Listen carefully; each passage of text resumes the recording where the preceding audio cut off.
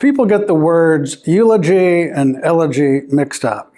A eulogy is a speech that praises someone or something, typically after they no longer exist. Funerals, as you've probably experienced, are the standard occasion for giving a eulogy, in which one person reflects on and celebrates the deceased's life. An elegy is a poem, and it has a particular kind of emotion driving it.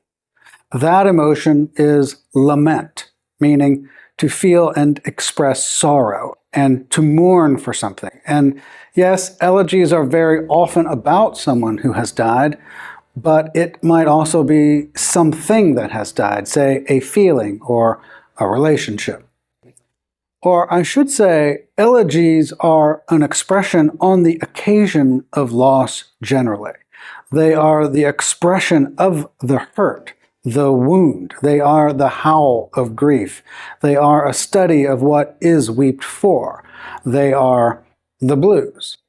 The emotion of lament and what to make of that lament is the subject of the elegy. I'll say it again. Where a eulogy at a funeral might reflect on the achievements, private and public, of someone who has just died, an elegy is more interested in the poet's feelings of loss, and most important, in finding metaphors for the awareness, perception, tangibility, or even the strange pleasures of the poet's feelings of grief and mourning. Like what you get when the blues man Buddy Guy sings, "All that makes me happy is the blues." So the elegy is a poem interested above all in making a metaphor from loss. The model of the contemporary elegy is 400 years old. It comes from the British poet John Milton's 17th century poem Lycidas. It's an amazing poem that mourns the death of Milton's friend, but does something that was so new at the time, its consequences are still being felt by poets all over the world on every continent. Milton didn't just share his grief about his friend or tally his achievements, he explored the grief, turning from a feeling into a metaphor, and he tried to understand what the grief means. In other words, think of contemporary elegy like this. There's a disturbance, a loss, say, or a death. Then the poet responds by asking themselves, how do I feel about that? Not just what is the feeling I'm having, but more important, what is that loss like? Then the poem explores what the feeling is like and compares it to something, and explores the comparison itself. The exploration of the comparison is the heart of the elegy. And then finally, the poem resolves the metaphor. Not the disturbance, mind you. The person remains dead. But the feeling of loss turned into a metaphor is freshly alive. Take Stanley Plumley's heartbreaking elegy, The Marriage in the Trees. When I finish this video, I'll read it to you. It's about the breakup of a relationship, as the title indicates, of a marriage.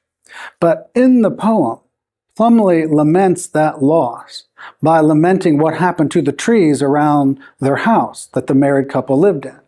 That is, he compares the experience of a failing relationship with the inability to heal the trees. Now, when I read it, try to track the breakup feelings that are expressed in the poem, meaning the words that are about trees and also about lamenting the death of the love between the two people. That's the elegy's power, not just to eulogize a death, but to create a new way of exploring loss. Here's the poem, The Marriage in the Trees by Stanley Plumley. When the wind was right, everything else was wrong. Like the oak we thought built better than the house, split like a ship on a rock. We let it stand the winter, spectral, shagged. Every sky its snow, then cut it down, dismantled it in pieces like disease. Then limbs from the yellow poplar broke at will, fell from the heights like bones of the Puritans. Even to gather them in bundles seemed puritanical. And the willow, by its nature, wept long tears of its overbranching. So pale they were autumnal. These we turned too easily to switches, mocking the bickering in the spruce's nesting eaves, which crows, then jays, bothered all they could.